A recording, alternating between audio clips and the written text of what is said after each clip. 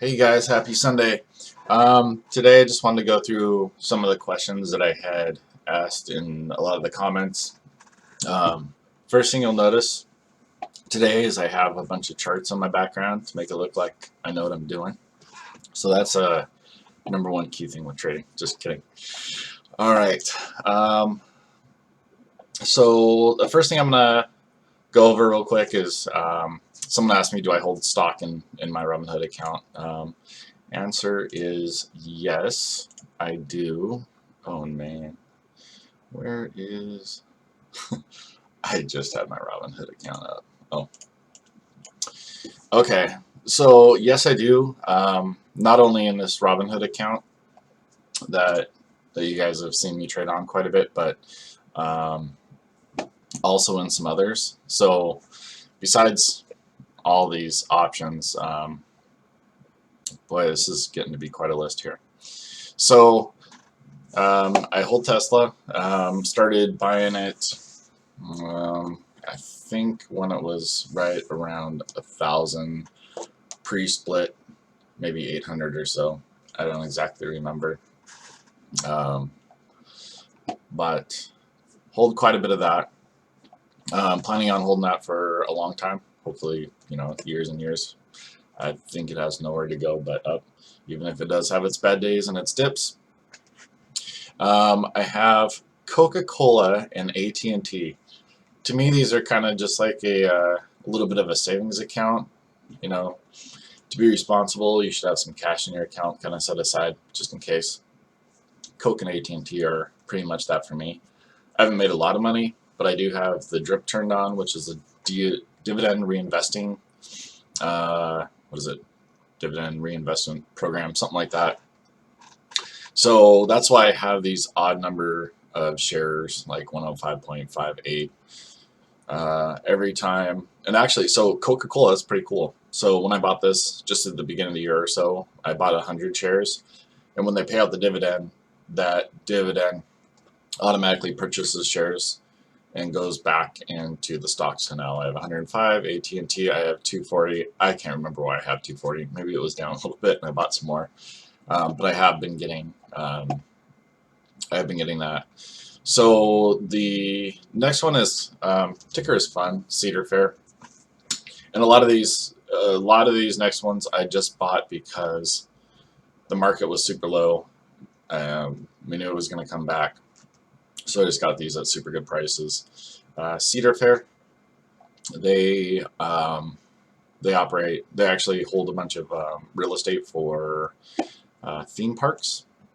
None of the big ones, but let's see. Where is our? Sorry, I don't use the this platform very often at all. I usually use mobile.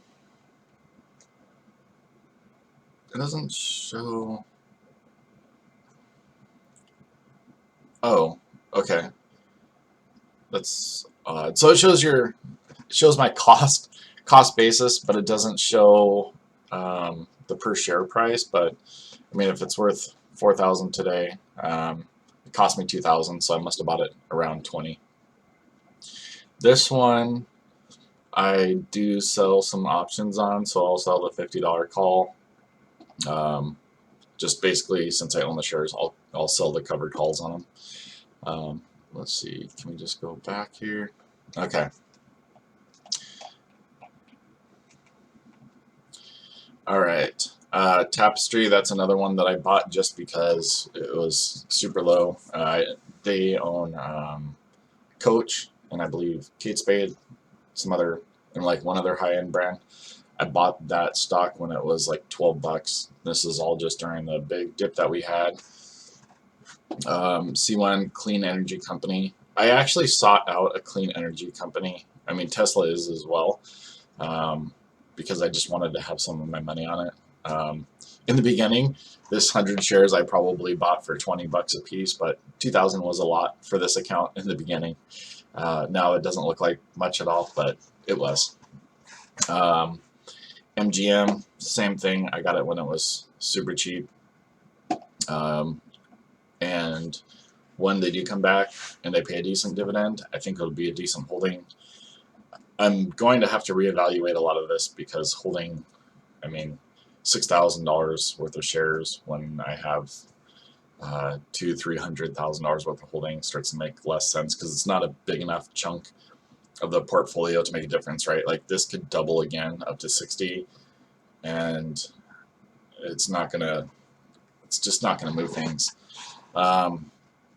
Gap, I think I bought this around $12 as well. This is I bought it right when Kanye West announced that he was gonna partner with them. Essentially, I believe he received stock. I know he demanded a position on the board. I don't know if he got it. I don't remember how that all panned out, but it's been pretty up ever since. They do pay a dividend. Hawaiian Airlines, I didn't see them going anywhere. People have to get off and on the islands down there. We have 200 shares of that. I bought those super cheap too. Play. So this is Dave and Buster's. I had actually sold the puts on these, so I got paid to buy these shares. I got assigned at $13, so now that stock being $29, it ended up really good. I think I still have, I'm selling calls on them, so I'm still making money on this, plus the upside. Lemonade, this is a company kind of similar to how I think of Tesla. They're an insurance company. It doesn't sound very exciting, but just because of their model, it's completely different than everybody else's. I think this could continue to go up. I didn't actually expect it to go up like it has over the last month or so. I know Motley Fool did call this one out, so that may be a portion of it. But that's what I'm planning on holding for long term. Nintendo, I like Nintendo. I just bought a little bit. I think I bought in for $300. I have 4 shares. I probably made a couple bucks on it, but this is one that I wanted in another portfolio, but their brokerage didn't support it, or the other brokerage that I have money in didn't support it. And I'll show that to you in a little bit, kind of what I'm doing there. So I had to buy Nintendo on Robinhood. Fastly, I bought this during that huge dip. That was the only reason. Don't love the company. I could sell it today. I wouldn't be upset. IDX, really stupid buy. I was just buying this based on some price action. I have no excuse for owning this. I have no desire. When I bought the shares, I immediately sold calls on them. So I think I bought them for like $3 and got $100 in my covered calls, and I think I sold a $2 put on them as well at the same time. So I'm not down on it. It was just a stupid buy. GHIV, they are a SPAC. They're going to be merging with a very large mortgage company. If you're interested, something you can look into. I'm planning on holding this for a while. That company is a very good dividend payer. People are always going to need mortgages. I think it could go crazy. This is something, it could go up 20, 40 bucks pretty quickly. This is another SPAC. I bought into them very initially, right around the $10 mark, I believe. They haven't announced what they're going to buy into yet. And then we have a few of these guys, which are, let's see, these were just IPO plays. I think I'm down on both. Yeah, definitely down on Dash because they've done nothing but go down, and PubM. I bought these. PubM, I think I may be a little up on them. Can't remember. But I bought these just during their IPO. Most of the time it opens, it goes down, and then eventually they go up, and I'll sell enough to where it covers my cost of the original shares, so I can end up with something free just in case they go crazy later. DoorDash, we all know what that is. I kind of expected them to do better than they did, but I've done it with a few others. I've done like DraftKings and AI just recently. That stock went crazy. Wish IPO play. They just IPO'd. I think this last week. I got 100 shares. It went down about another 50. Just bring my cost basis down. And if they go down some more, I'll probably add to it. I don't think Wish is going away. I think they're going down just because of the problems with the Chinese market. And with Baba, I don't know if you guys watch the news about that, but it's a communist country. Tough to do business. Open Door, they just changed their ticker to Open. I think this last week. They are kind of the Amazon or eBay of real estate. I just bought a house. Actually, I'm still under contract. Should be closing here in 3 weeks or so on a new place. And what I realized is that the real estate agents, just as far as on the buyer side, if you're knowledgeable about houses, they don't bring anything to the table anymore. I know there was a time where we didn't have all these resources at the tip of our hands, and they actually needed to go out and find houses for sale that met your criteria. But now, I mean, you set your criteria on Redfin and they just pop up, boom, boom, boom.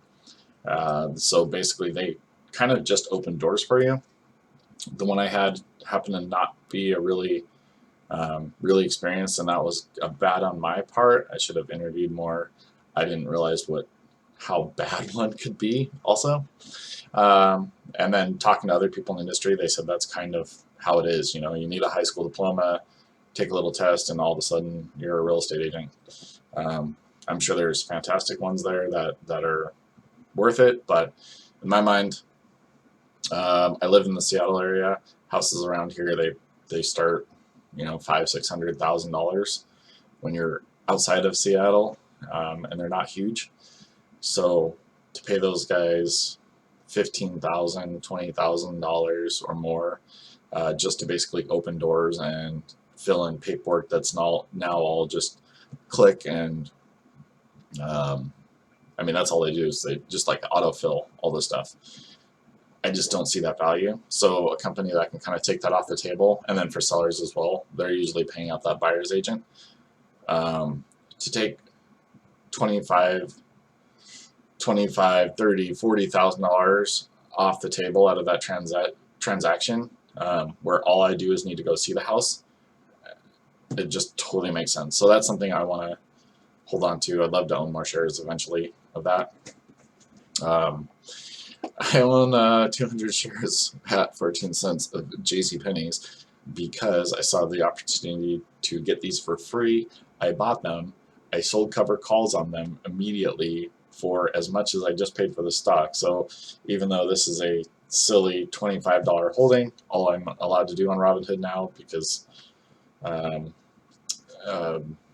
whatever financial ruin they're in, I'm only allowed to sell it, but I mean it's $30 right now, but that $30 worth of stock was free. Oh well. And then the last two, Cassie's Pharmaceuticals and LXU, both of those I did a video earlier as to why I want to buy them. I did add, I can't remember, I only had buying power for 400 at some point, but I did buy 500 of each. Both of those are very speculative, by the way.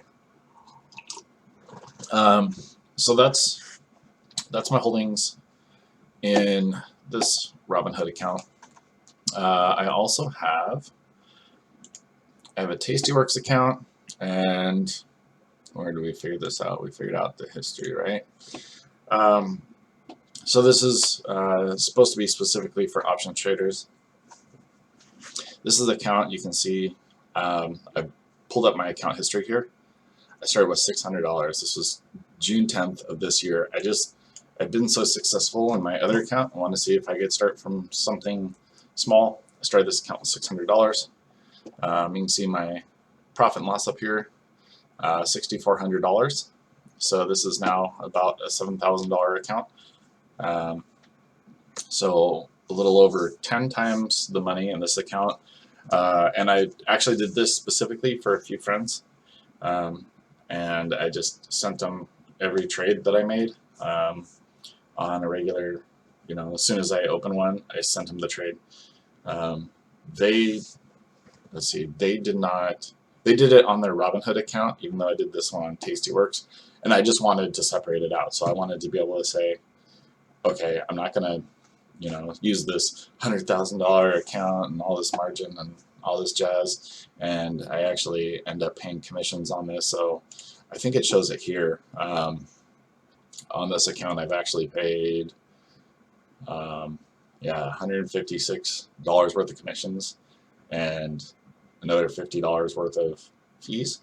So I've paid $200 to trade in this account. I mean, I made $6,000. I paid $200. I don't see what the actual value is here. I thought some of their charts and stuff are pretty cool, but I think I'll most likely just be just either close these out or let them expire and move along. These are the positions I do have open right now. So I do manage this, but I do it like once a week, maybe twice a week at the most. This isn't like my Robinhood where I'm constantly in and out. It is not as clean, especially the mobile app. None of this is as easy to use as Robinhood, so I would not highly recommend Tastyworks.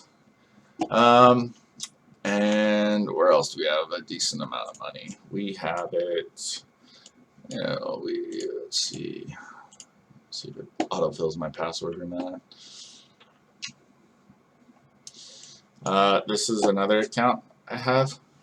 This one I've just been putting a couple $1,000s and each month or so, and it just totally disappeared. Let's see if we can come back. So I have a few accounts on here. This is kind of the main one I'm buying more speculative stuff in.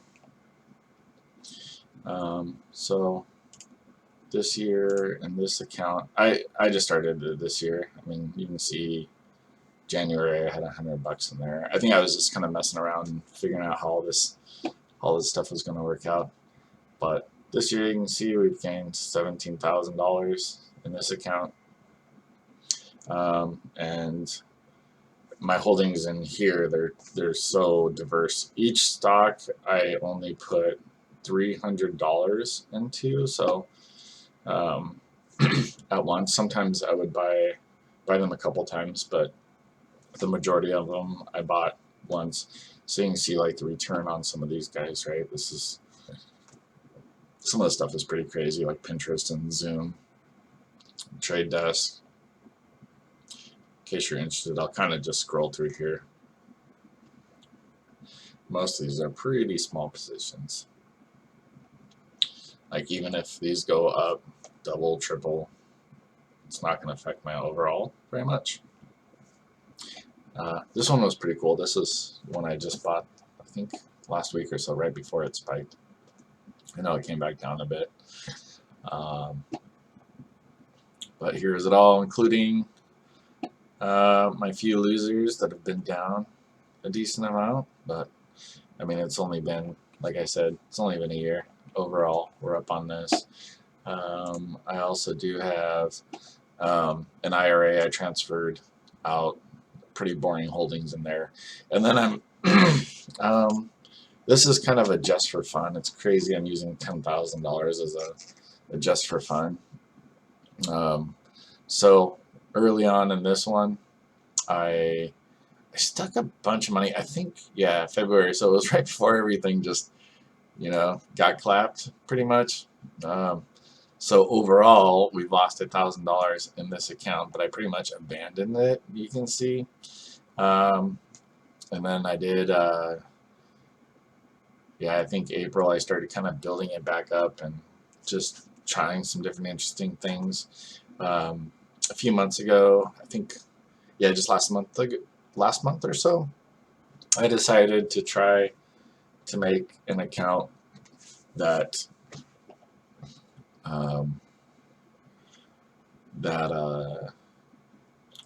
just had like every single stock in there had dividends, and they all deposited at different times. So like every week, does it show it? So you can see like every week, every day, I'm getting a couple dollars out of it. So you can see like this week it's had $20 worth of dividends. This month 35. So my plan with this is just to see how an entire dividend portfolio does.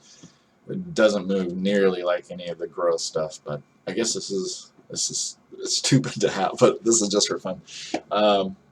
I was planning on going through all the questions, but since this is turning out super long, I think I'm gonna end this one. How long are we? Yeah, we're getting pretty long here, so I am going to stop, and I'm gonna start another one just for these other couple of questions because they shouldn't take nearly as long. But this is my holdings.